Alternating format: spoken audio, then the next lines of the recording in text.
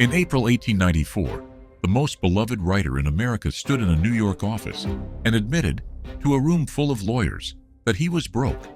Not artistically broke, Tom Sawyer and Huckleberry Finn were printing money around the world. Broke.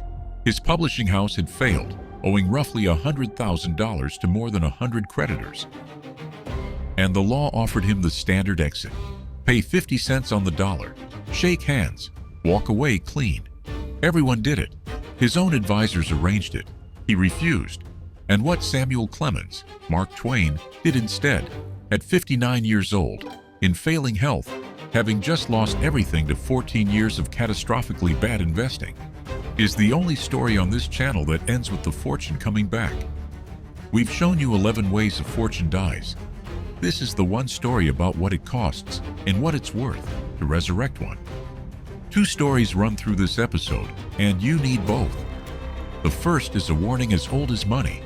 The greatest writer of his age was one of the worst investors of his age. And the 2 facts are connected. The same imagination that invented Huckleberry Finn saw fortunes in every crackpot machine brought to his door. The same stubbornness that finished novels kept him funding a doomed invention for 14 years. Genius, it turns out, doesn't transfer between fields. It just makes you confident everywhere. The second story is the redemption, and it's not soft. It involves a Standard Oil shark with a soft spot, a 60-year-old man dragging his exhausted body around the entire planet to pay men he could have legally stiffed, and a price paid in the one currency no fortune can restore. Start with the money going out. By the 1880s, Samuel Clemens had everything. The books had made him the most famous American alive. Arguably the first global celebrity author. His wife Olivia came from a genuine coal fortune in upstate New York. Together they built the house in Hartford, Connecticut, that said exactly what they were. 25 rooms of American Gothic exuberance, turrets, balconies, a billiard room where he wrote, costing more than $40,000 when a working family lived on $500 a year. Novelist money, married to coal money, living like railroad money.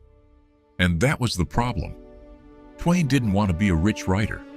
He'd grown up poor in Missouri, watched his own father chase land speculations to the grave, and wanted to be what the age worshipped, a capitalist, an owner, a man of machines and dividends. The pen to him was the day job.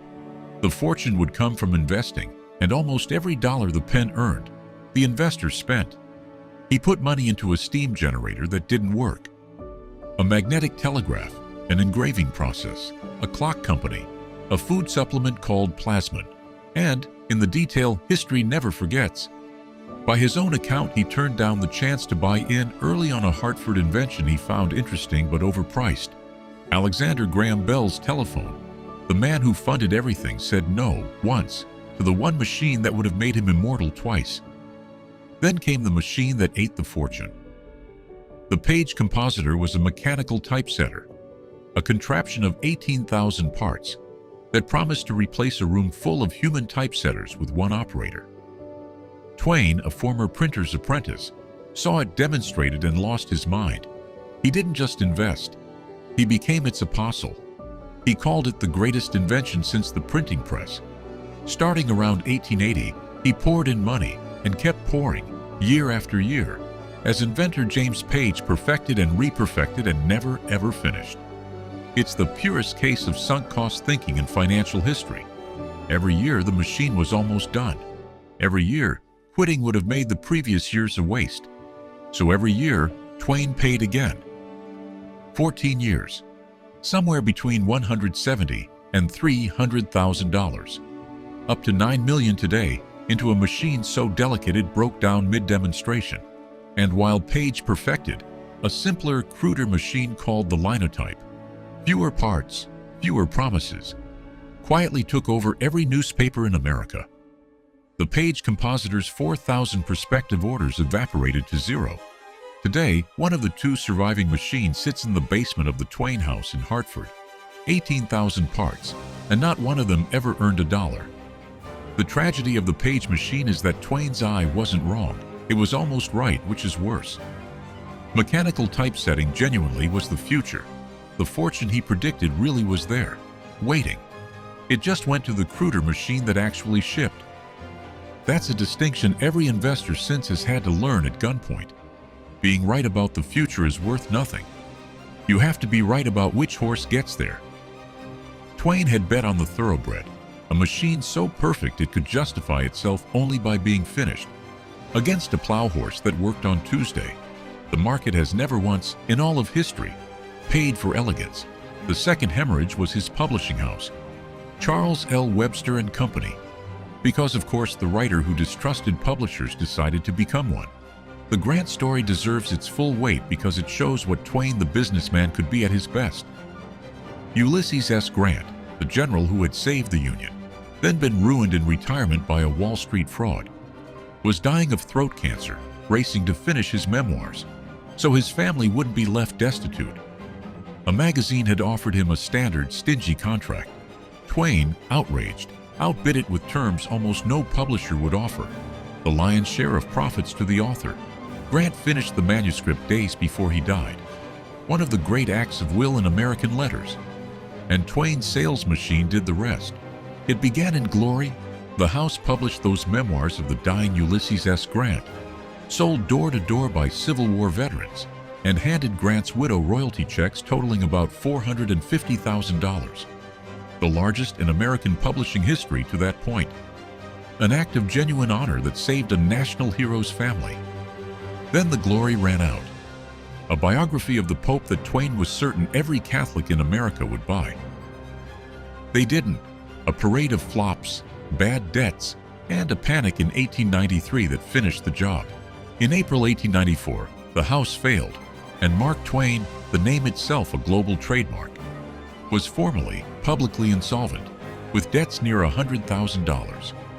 Enter the unlikeliest savior in this series, Henry Huddleston Rogers, Standard Oil executive, one of the most feared operators on Wall Street, a man whose nickname in the market was Hellhound. He was also, it turned out, a lifelong Twain admirer. Rogers took over Twain's finances without charging a cent and made two moves of cold genius.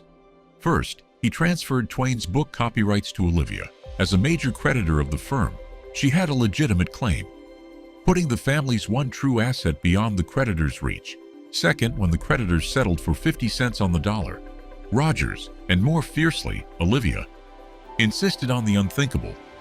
Twain would pay 100. No, she said when the settlement was proposed, you will pay 100 cents on the dollar. Understand what that meant. Twain was 59. There was no fortune left to pay with.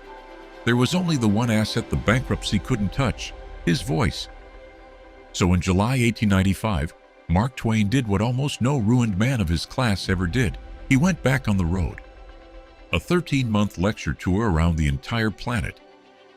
Across North America, the Pacific to Australia and New Zealand, onto India, onto South Africa, a 60-year-old man with bronchitis and carbuncles, performing night after night in colonial theaters, being funny on schedule while privately writing that he was tired to the bone.